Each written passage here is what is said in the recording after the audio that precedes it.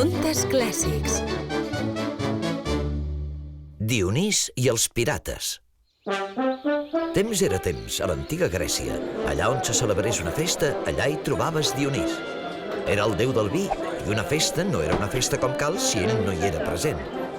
I no és que es quedés gaire estona en aquelles festes, ni que begués gaire vi, tot i ser-ne el déu, sinó que Dionís tenia una missió.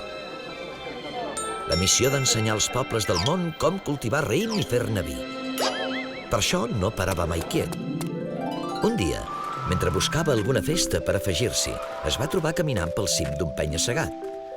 Mentre observava les glorioses vistes, va reparar en un vaixell ancorat a la badia. Si no vaig errat, allò és un vaixell pirata.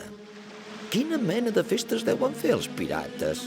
Dionís no va tenir gaire temps de pensar-se la resposta, ja que abans que se n'adonés, 4 pirates sense escrúpols se li van acostar pel darrere. I no venien amb ganes de festa, precisament. Se li van abalançar i el van lligar amb una corda molt forta. Ens en donaran una bona recompensa.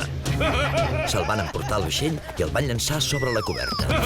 Al principi, Dionís es pensava que era una mena de joc de pirates, tot i que no era especialment divertit. De fet, era una mica groller. Però potser la part divertida encara havia d'arribar. Els pirates van arriar les veles i es van fer a la mar. Dionís va observar els 3 pirates que el custodiaven. Estava clar que necessitaven una petita empenta per començar la gresca. Ei, senyors pirates, i si animem un pèl la cosa amb una mica de música? No cal dir que això no els va fer gens de gràcia, als pirates. L'única festa que hi haurà aquí serà quan els teus pares paguin el rescat per salvar-te la pell. Dionís començava a estar una mica confós. Aquella festa no semblava gaire divertida, que diguem. De fet, era la festa més avorrida de totes les que havia anat. Escolteu, nois, m'ha agradat molt poder visitar el vostre vaixell, però jo he d'anar passant. Per què no em deixeu en aquella illa d'allà? No us haureu de desviar gaire. Calla ja, romancer, o et cuso la boca. Dionís es va començar a sentir una mica disgustat.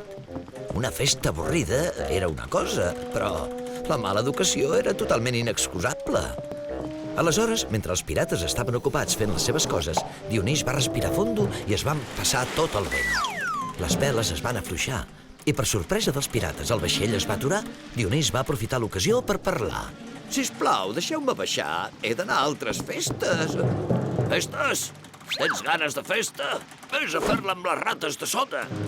I dit això, el van llançar a la bodega del vaixell. Aquest cop, però, els pirates n'havien fet un gramassa i Dionís estava molt enfadat. Al cap i a la fi, ell era un déu i els déus no se'ls ha de tractar d'aquesta manera. Ràpidament va fer força amb els músculs i va trencar les cordes que el lligaven. Molt bé. Aquests pirates molt parlar. Però a veure què els hi sembla, això. A coberta, els pirates es van quedar de pedra en veure com de sobte sortien unes parres del terra i s'escampaven per tot el vaixell. I més impressionant encara era veure els raïms enormes que hi creixien. El raïm pesava tant que el vaixell anava enfonsant-se de mica en mica. Els pirates van començar a tallar els raïms i a tirar-los per la borda, però immediatament en creixien més. El vaixell no va poder resistir i es va enfonsar sota els peus dels pirates. Campi qui pugui! Els pirates saltaven, relliscaven o queien a l'aigua. Es movien agitadament, cridant de pànic, mentre Dionís els observava sobre les ones. Però com que era un déu tan bo, va començar a compadir-se. Amb un moviment de la mà, els pirates van desaparèixer. I de sobte, tot va quedar en calma. Al cap de pocs segons, es va sentir per primer cop a la terra un nou so. Els pirates emergien de l'aigua fent salts, però els que abans eren homes ara s'havien transformat en uns animals de pell brillant i argentada que jugaven i xisclaven. Ara us anomenareu dofins i la vostra llar serà per sempre més al mar. I va ser així com va néixer aquesta nova criatura. Un animal que li encanta jugar i saltar per pur plaer. Un animal que sempre que veu mariners a bord d'un vaixell li venen ganes de fer gresca. I no només això, sinó que a més se sap que els dofins han rescatat mariners que havien naufragat i els han portat fins a aigües poc profundes per salvar-los. I tot això ho fan per guanyar-se el perdó de Dionís, per haver-lo insultat en comptes d'organitzar-li una festa.